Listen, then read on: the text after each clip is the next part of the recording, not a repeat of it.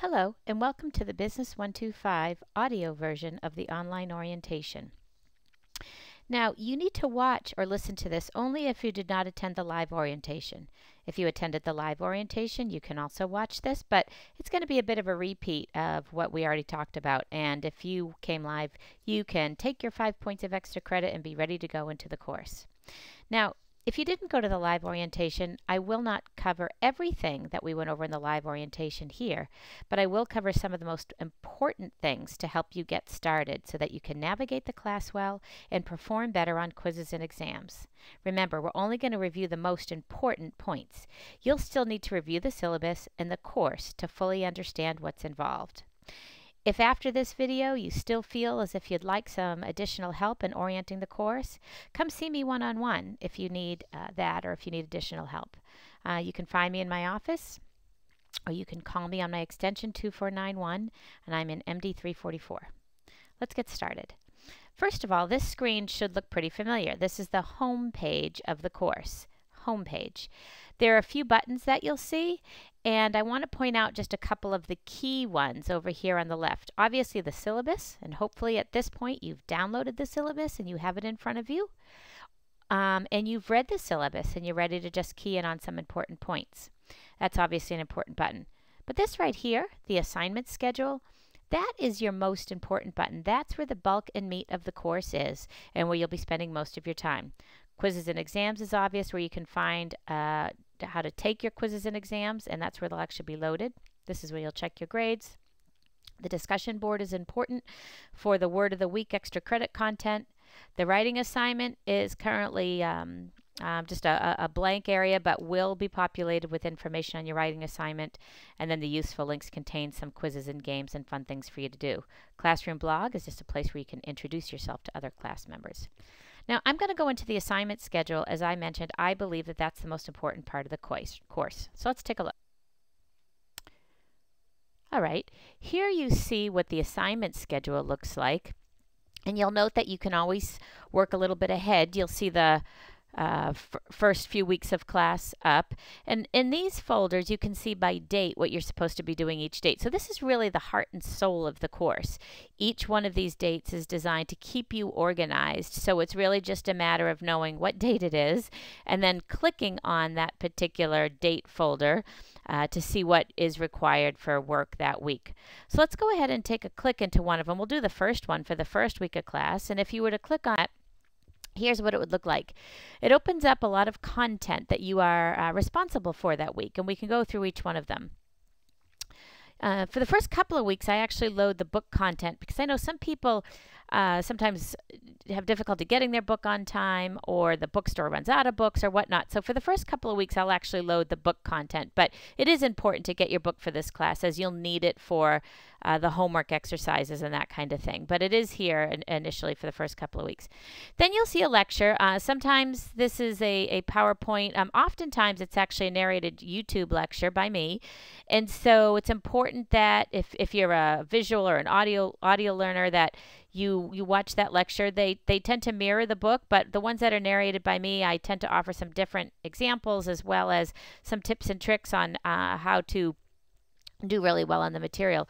Sometimes you'll see that there's a comment about something in the book, and if I find that there's either a mistake in the book or something that I don't think the book explains that well, I'll take the time to put an important comment or an important note, and that's usually here. And I do suggest that you read these.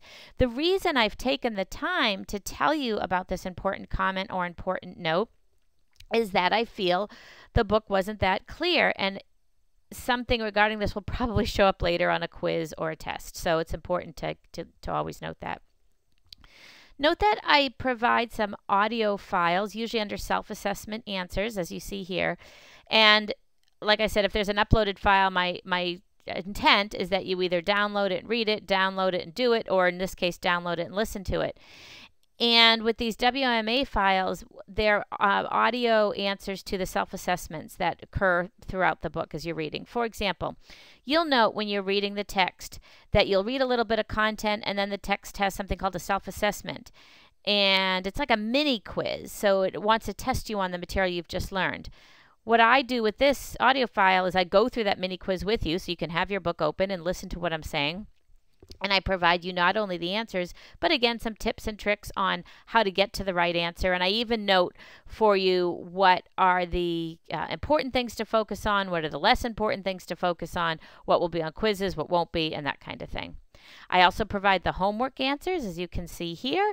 And so I don't collect the homework, but it's important that you do the homework and then download the answers and check it right here.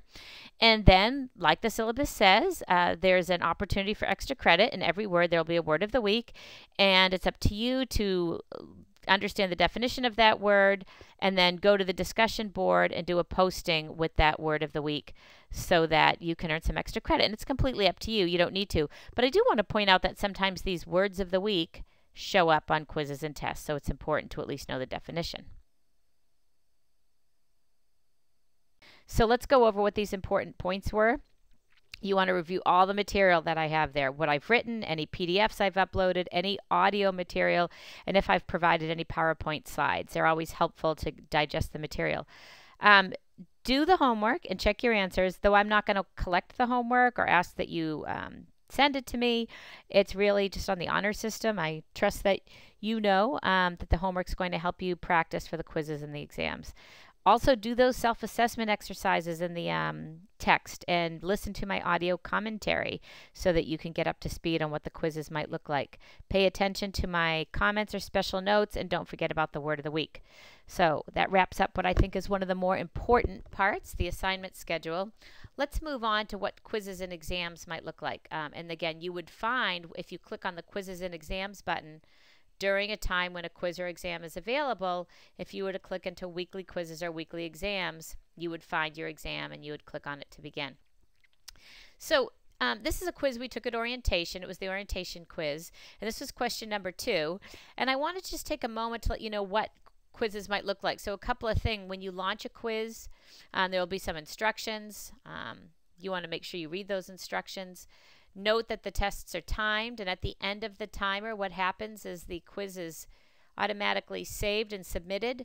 So you want to keep an eye on your timer because if you're moving all around or have gone here or gone there, all of that's possible with Blackboard with the buttons over here for moving forward and backward on a quiz or test. But once the timer is up, Blackboard actually takes it from you.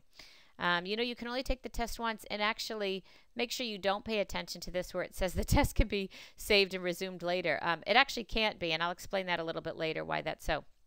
But the most important thing here is to note that in this case, you are supposed to take a look at a sentence, read it for errors, and in this case, I do tell you it's in something with adjectives, and then simply type the correction in the box. So this is the example of the types of questions you'll see on in this course. Something like, I think today is beautifuler than yesterday, and for most of you that should feel terrible. It should sound wrong. And you know the answer is, well, more beautiful, not beautifuler. But the key is that you only type more beautiful in the box. You only type the word or words that need to fix the edit. You don't need to type change beautifuler to more beautiful. You don't need to retype the entire sentence. As a matter of fact, if you do those things, Blackboard's going to mark it as wrong. So only type the word or words that you believe need to be updated, changed, etc., and we will be doing fine. And when you're done with an exam, I suggest you review the feedback and the answers. And this is what an example of test feedback will look like. If you had typed more beautiful in the box, it would show you yes, and that's correct. And just a reminder about some feedback. If you didn't type anything, if there was no answer given, I'm still going to tell you what the correct answers are, particularly on a quiz. And then like in this case, since we didn't do 4 and 5, none given. But you can see, like for example, in number 5, under the cabinet is the file that you need, and you were trying to identify the subject, and you might have put in file or the file. Either of those would be correct. But the file that you need or any of that might not have been correct. And so you want to make sure that you're following the instructions. You're only typing in the box what you need to make the edit correct or to answer the questions, and not typing the entire sentence. Hopefully that makes sense. Okay, so the important points from that slide. Remember to type only the word or words that need to be edited. Don't retype the entire thing. Always check your answers with Blackboard. And the reason you want to do that is sometimes Blackboard marks you wrong and you're not wrong. So email me and I'll take a look at it. do take the test in the time allotted. Blackboard does have a feature in which it actually collects your tests when you reach the time limit, so make sure you don't go over the time limit. Remember, Blackboard's not going to kick you out. If you do happen to lose your internet connection during a quiz or test, just log back in. You do lose time, but you won't be locked out of the test. And when I do get an email from students that tells me they've been locked out, I tend not to believe it or trust it. And the reason is Blackboard is really set up, as long as you have a reliable internet connection and your internet's working, Blackboard's set up to allow you back in. Just remember, you lose time and that timer is timing down. Don't forget, Blackboard tells you can save and resume the test for later, and you really can't. That's the feature that lets you log back in if you lose your internet connection. You can, but the timer, like I said, is going to time and take your test, and that just isn't good. And don't forget, again, quizzes and tests are drawn from a database, so it's probably not a good idea to take your quiz and test with your colleague or your friend. It might not help you that much because each quiz or test is going to be different. So good luck. Have a great semester. Don't forget to come see me or call me or email me if you're having any difficulty. Thank you.